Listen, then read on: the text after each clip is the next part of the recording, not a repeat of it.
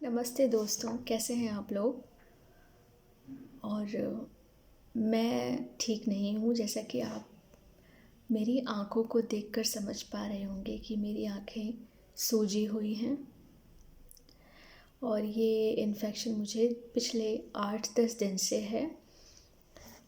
पहले मेरे बड़े भैया को ये हुआ, उसके बाद मुझे और फिर मेरे छोटे भैया को।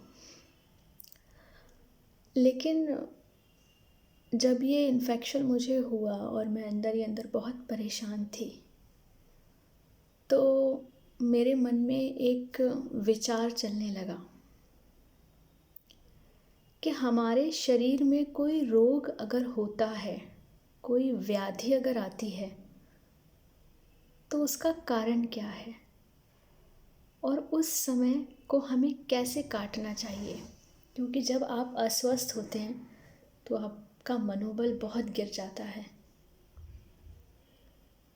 सबसे पहली बात तो ये कि आपके शरीर में अगर कहीं किसी अंग में दर्द है, आपको जुखाम हुआ है, बुखार हुआ है, तो इसका मतलब आपके शरीर में जो कमी है, उस कमी को उस रोग के माध्यम से निकाला जा रहा है और आपके शरीर की रोग प्रतिरोधक क्षमता को बढ़ाया जा रहा है।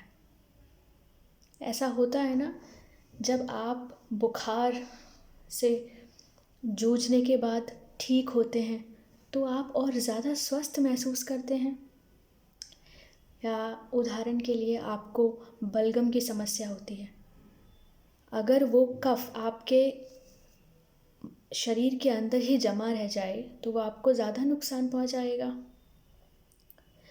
दूसरी चीज़ ये कि जीवन में ऐसे छोटी छोटी परीक्षाएं जो होती हैं, वो आपकी पात्रता को बढ़ाती हैं। पात्रता कैसी?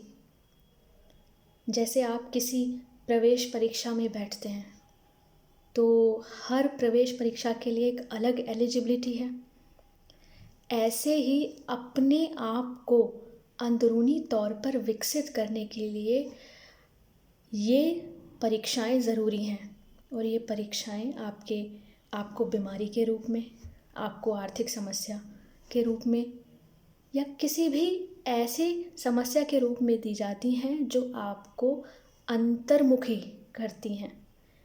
अब मेरी आँखें सूजी हुई हैं तो मैं पढ़ नहीं रही हूँ, टीवी नहीं देख रही हूँ, मोबाइल नहीं देख रही हूँ। तो शुरू के 1-2 दिन मैं अंदर ही अंदर बड़ा रोई। फिर मैं आँखें बंद करके बस अपना ईश्वर को याद करने लगी और मंत्र जाप करने लगी, गायत्री मंत्र।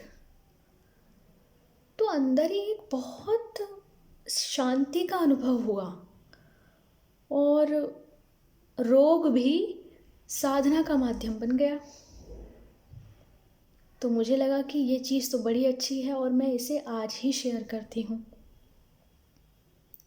और तीसरी बात ये है कि पिछले 2-4 दिन में कई मेरे भाइयों बहनों ने मेरे चैनल पे कमेंट किए और उसे ग्रो करवाने का प्रयास किया, तो मैं उनका धन्यवाद करती हूँ।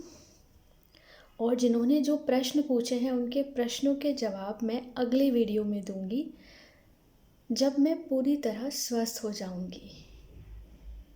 तो अपना ध्यान रखिए और अपने हर समस्या को अपनी आत्मिक उन्नति का मार्ग बना लीजिए। अपने परिवार का ध्यान रखिए, स्वस्थ रहिए। नमस्ते।